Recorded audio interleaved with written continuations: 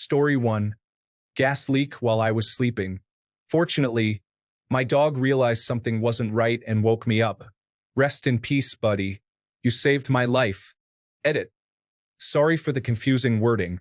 No, he didn't die in the gas leak. He lived a nice long life. Story 2. A sudden anaphylactic reaction to aspirin. My husband drove me to the hospital with his hand down my throat to keep my airway open, and I had to be resuscitated in the emergency room. Story 3. I overdosed and flatlined twice in the course of 52 minutes from the time found until arrival at the hospital. I was administered with naloxone 3 times through my nose. Then emergency medical technicians did 45 minutes of chest compressions on the way to the hospital, where I was intubated and had aerosolized naloxone going directly into my lungs. I didn't even know that was a thing. Then they flew in a multimillion-dollar rotational bed via helicopter because I was brain dead, and they hoped it would bring back brain activity. I was expected to have brain damage and possibly not walk because of how long I was without oxygen. I started showing brain activity at hour 22 on the rotational bed. I spent the next week in an induced coma, followed by 2 weeks in the intensive care unit. I had to learn to walk again, which was incredibly difficult. I was told by a doctor who asked me if they could bring 6 medical students into my room to study my chart that I was a 1 in a million case. Just to survive was insane, let alone to come out with full speech and no brain or heart damage. At that point, I had started physical therapy, so they knew I'd walk again, but that was another thing I just got plain lucky on, she said to the students. My one wish would be to thank the emergency medical technicians who went above and beyond with chest compressions and did everything to keep me alive until I got to the hospital, whose staff I'm also grateful for. But those paramedics saved my life for real. In conclusion, 0 out of 10 do not recommend. But I did sleep in a coma through my withdrawal symptoms. That was 6 years ago this last February 15th. Haven't had a slip since. We do change. Story 4. It was my wedding day. We were getting married in Cape d'Or in Nova Scotia. I couldn't sleep and I was up early, around 6 in the morning, and decided to walk the grounds at the bed and breakfast, which also served as a lighthouse, to determine the best place to exchange vows. I was all alone as my husband was sleeping soundly. The tide was coming in. The sun was rising. It was beautiful. Keep in mind, this is backwoods Nova Scotia, and there's no guardrails between the nice grassy bluffs and sheer cliffs that plummet hundreds of feet into the ocean with jagged rocks. The grass was covered in the morning dew, and as I walked towards the main point of the land, I slipped. I landed on my back and started slipping. I did what I thought was reasonable and flipped onto my stomach and tried to get as much surface area with the grass as I could. Down and down I slipped, and finally, after what felt like ages, I came to a stop. I looked up and very carefully crawled up the hill. I was literally inches from going over the cliffs. Any more speed and I would have been toast. And no one would have known for a while until they found my body. I didn't tell my now spouse until we were safely back at home. Story 5. My family and I overslept and missed our flight out of Miami. It turned out to be ValueJet Flight 582, which tragically became the worst plane crash in Florida's history, with no survivors. Story 6. I had to take a bus trip to another city a few years ago. My trip was scheduled for 4 p.m., but I was delayed and got on the next bus at 6 p.m. The 4 p.m. bus derailed and fell off a cliff. I still can't believe it. Story 7. Probably when I went to the emergency room with chest pain. I wasn't yet having a heart attack. The heart attack started when I was in an exam room with an emergency room doctor. They rushed me to the stent lab where they opened a blocked artery. The heart attack lasted about 15 minutes, enough to cause some muscle damage but little enough that I'm still here. Story 8. Last September 11th, I was sitting in the emergency room parking lot of the local hospital, debating whether or not I was sick enough to go in. I could not breathe very well, so after about an hour I did. The person who was admitting people took one look at me and got me a room. I did not leave for 4 days. My oxygen level was between 60% and 65%. I was getting pneumonia, and my organs were starting to shut down. Turns out that I had 4 infections, 2 viral and 2 bacterial. They were asking me about end-of-life care and whether I wanted home oxygen. Even with all of the medicine, I was having trouble keeping my oxygen level over 90% so they could send me home. I asked them to take the oxygen off for the night, and by morning I was up to 93%. I walked out of the hospital that day under my own power. I have chronic obstructive pulmonary disease, and my infections were exacerbated by some fires that were burning nearby.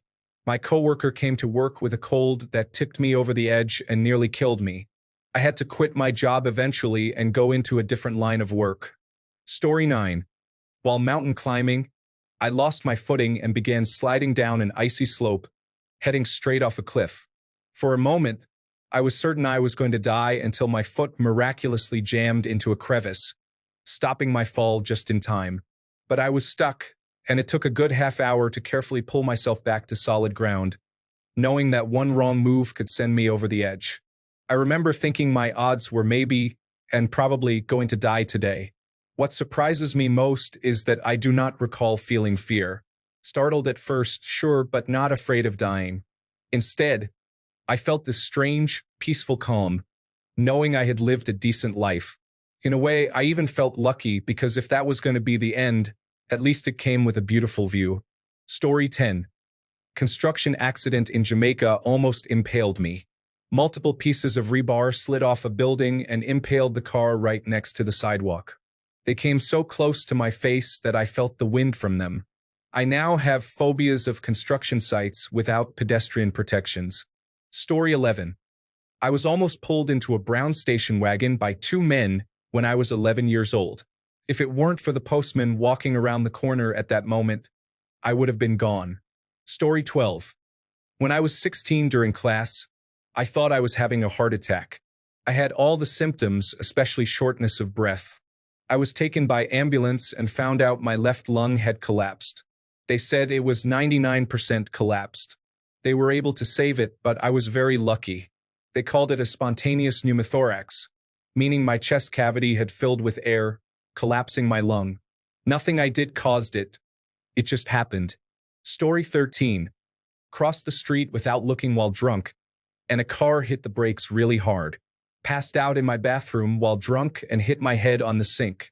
Woke up with a cut on my forehead. While swimming in the ocean, I got really far out, and the current was really strong. I've never swum so hard to get back to shore. Adrenaline is a crazy thing. I don't think I would have beaten the current if not for an adrenaline rush. Story 14. I was once in the wrong place at the wrong time and got caught in an armed robbery. The gunman pointed the weapon at me before deciding to let me go unharmed, and that moment still haunts me. Story 15. Was working security and went into a vacant space that was under construction. The lights were off while my boss and I were navigating around to find them to turn on. My foot hit a huge live wire that was coming out of the floor. The entire vacant space lit up with a purple flash. Thank God for those boots I had on. Story 16. Out of nowhere, I had a grand mal seizure one day. I woke up from a coma 6 days later to find out that I had flatlined 3 times and that I had a cancerous brain tumor. Story 17. Car accident. Ejected through the back window and knocked out as a result. When I came to, the car that hit us was resting literally inches from crushing my head as I lay on the back of the car. People who stopped to help thought I was dead. One lady screamed when I moved. I just thank God that just wasn't my time to go. Story 18. Almost got into a midair plane crash. For context, I fly out of a small, non-towered airport with a larger, towered airport about 6 miles south. I took off in a Cessna on the south-facing runway and, after climbing a bit, made a left turn to stay in the traffic pattern. All of a sudden, I got an alert that said, "Traffic 12 o'clock, same altitude." And this guy in a Cirrus came barreling at us full speed, 120 knots shown on Flight Aware, underneath our traffic pattern altitude and right over the airport, inbound to the larger airport. Had I not been flying a plane that had the traffic alert system, I would have been dead. It was so close I could see the other pilot and his gray headset. I still have recurring nightmares about it. Story 19. My sister threw a metal swing at me when I was younger. I was rushed to the hospital and was told it was only a couple of centimeters away from hitting my temple. If it hit my temple, I definitely would have died. Story 20. I was filming a piece about guys who hand paint huge billboards and ads on the sides of buildings in New York City. We were on one rooftop about 20 stories up, and they were on a scaffolding pulley painting the adjacent building that was taller but literally touched the building I was on, if that makes sense. Anyway, I wasn't thinking, pointing my camera up at them as I walked backward. For some reason, I stopped walking just as I was about to walk backward off the edge of the rooftop. I cheated death by half a step. Story 21. Remember those solar covers on pools that kind of look like bubble wrap? We had one. It was a big pool. My brothers would all swim under that cover from one end of the pool to the other. I thought I could do it too. I was alone, just me. About halfway, I tried to come up for air but could not lift the cover. After some panic, I started swimming again, and I made it. First grade me never tried that again. Story 22. When I was a newborn baby, somebody gave me a cold sore, and my underdeveloped immune system meant this inflated my brain and lungs and nearly killed me. I was in the hospital for a month, which left me with a brain scar. Don't kiss babies. Story 23. Once, as a kid, I was on a Gravitron-style ride, the kind that spins quickly, pressing you against the wall with centrifugal force. It had a gap in the outer wall that aligned with the exit when the ride stopped. I was impatient to get off, so I jumped through it while the machine was still spinning. Super dumb. It wasn't the first time I nearly got myself killed at that fairground either. Story 24. Ill-advised 6-car pass on a rural road while riding my motorcycle. I was doing about 110 as I drew even with the last car I was passing, and a big deer leaped across in front of me. I could have touched it if I had reached forward.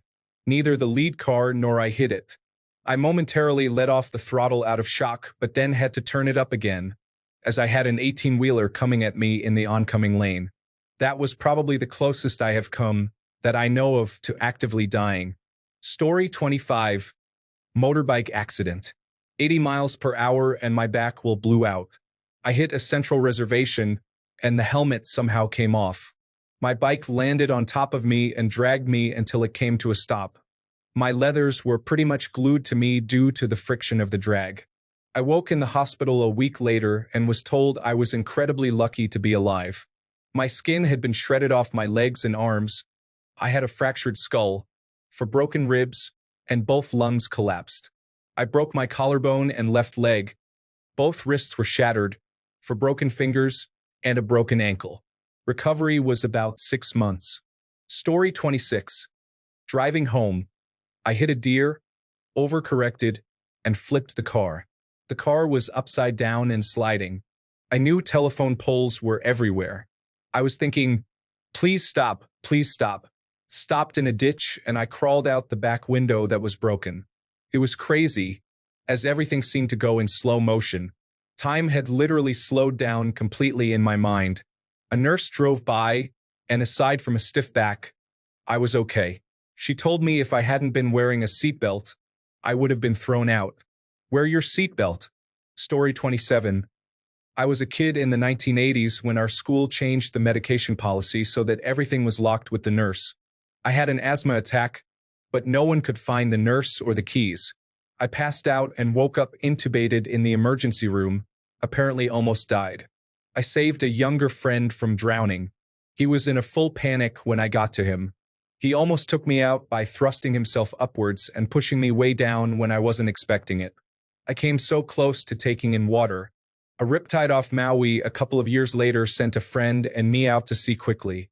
We were dumb kids who didn't know ocean safety basics, like swimming parallel to the shore if caught in one. We caught the attention of the entire beach and were exhausted by the time we got the message to swim parallel. We'd float on our backs, but that would cast us further out. By the time we got to the shore, our legs were like jello and didn't work, so we almost drowned near the shore after we couldn't keep our heads above the waves. We were saved by a couple of local guys who carried us in their arms to the beach, with dozens of people surrounding us. Finally, there was a mass shooting at a mall. The only reason my wife and I weren't directly in front of the shooter when he opened fire is that my wife turned us around to go back into the Suncoast for some friends' DVDs. She remembered it would be a good gift for a friend. Shots went off and kept going off, with the shots and screams echoing up and down the hallways. We got locked in the Suncoast for a bit, with Christmas music playing in the background as people were getting shot and screaming. Story 28. Anaphylaxis during a computed tomography scan to check for blood clots in my lungs. You usually get a warm feeling from the contrast used sometimes with computed tomography scans. I had had one before and had no issue. The second one I got warm and then things started getting really hot. And then I was on fire. My whole body was burning.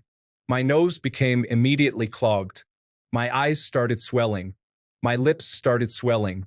My tongue started swelling. They ripped the intravenous therapy that provided the contrast from my arm. I had another in my other arm.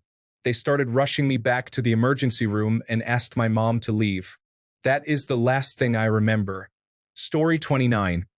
When I was young, I reached for my toy that had dropped at the deep end of the pool. I didn't know how to swim then. I fell in and blacked out.